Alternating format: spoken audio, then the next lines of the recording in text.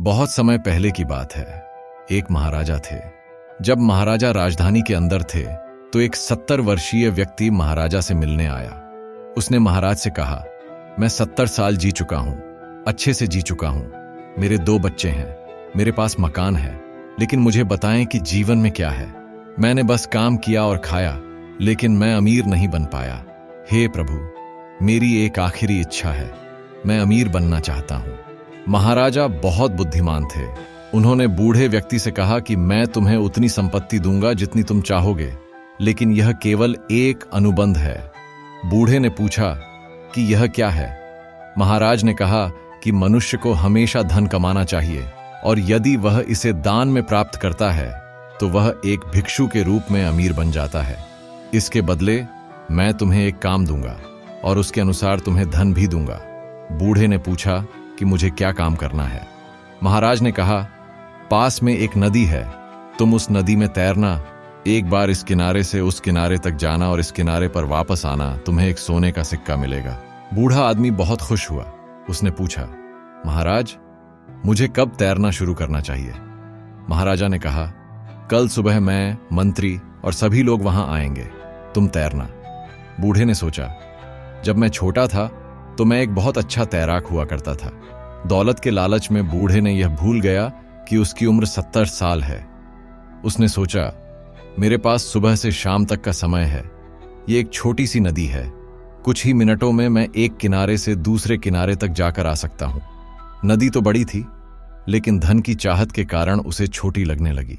उसने फिर सोचा, अगर मैं एक बार उस किनारे तक तैरकर वापस आ जाऊं तो मुझे 100 ग्राम का एक सोने का सिक्का मिल जाएगा। यदि मैं 10 बार जाऊं और वापस आऊं तो मुझे 1 किलो सोने के सिक्के मिलेंगे। इतनी बार जाकर लौटने पर मुझे इतने सारे सोने के सिक्के मिलेंगे। इस प्रकार बूढ़ा आदमी हिसाब लगा रहा था और भूल गया कि उसने 50 साल से तैरना बंद कर दिया है।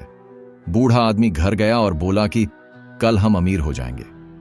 सुबह हो गई। राजा, मंत्री, नगरवासी, बूढ़े आदमी के बेटे और बहुएं सभी बूढ़े आदमी को तैरते हुए देखने के लिए नदी के तट पर आए। महाराज ने बूढ़े व्यक्ति से कहा कि सुबह से शाम तक का समय है, अमीर बनने के लिए जितनी संपत्ति चाहिए उतना ही तैरना। बूढ़ा आदमी धन पाने की इच्छा से तेजी से तैरने लगा। एक बार वह गया और आते ही महाराजा ने उसके सामने एक सोने का सिक्का रख दिया और कहा कि यह तुम्हारा है। बूढ़ा बड़े उत्साह से तैरने लगा। 1 घंटा बीता, 2 घंटे बीते, धन इकट्ठा होने लगा। मंत्री को चिंता होने लगी।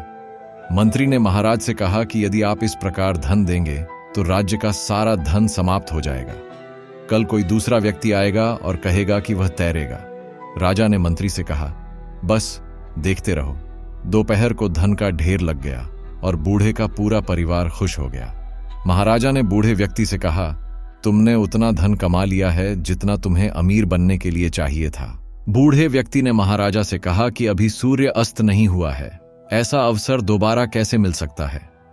बूढ़े का शरीर थक गया था, पेट भूखा था। धन कमाने की चाहत में वह भूल गया कि जीने के लिए कमाना है, कमाने के लिए जीना नहीं है।